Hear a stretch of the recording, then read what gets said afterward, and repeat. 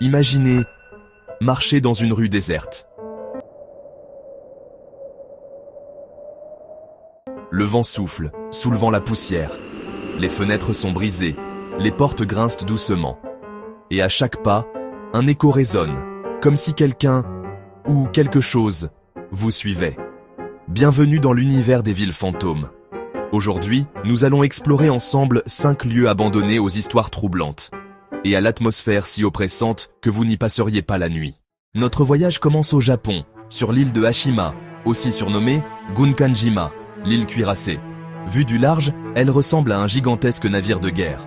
Autrefois, elle abritait une mine de charbon prospère, et des milliers de familles y vivaient, entassées dans de grands blocs de béton. Mais en 1974, les mines fermèrent, et en quelques semaines, tout fut abandonné.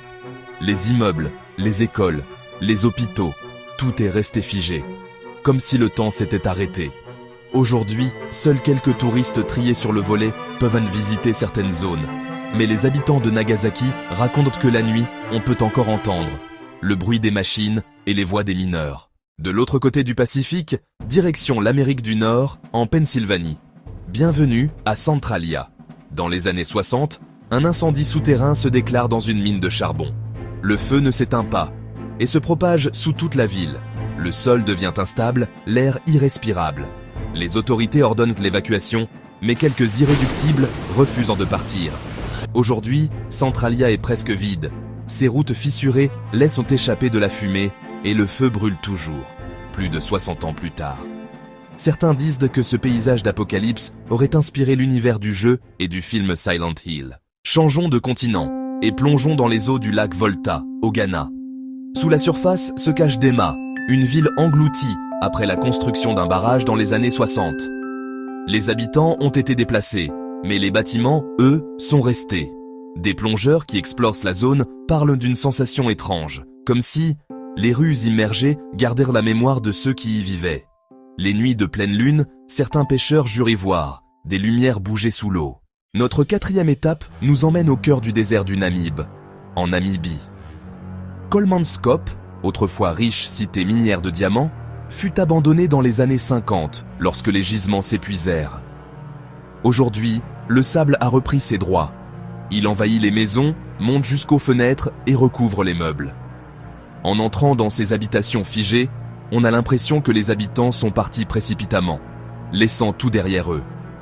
Mais l'étrangeté ne s'arrête pas là.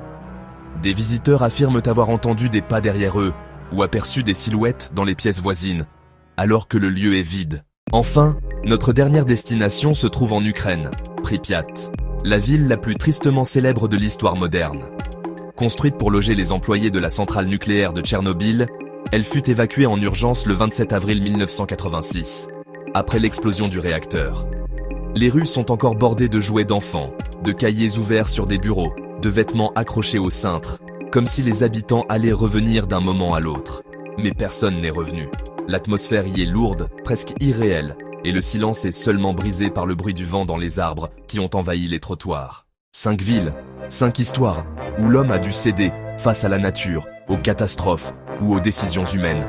Ces lieux sont aujourd'hui figés dans le temps, mais semblent observer ceux qui osent encore les visiter. Et vous, oseriez-vous passer une nuit dans l'une de ces villes fantômes? Dites-le moi en commentaire.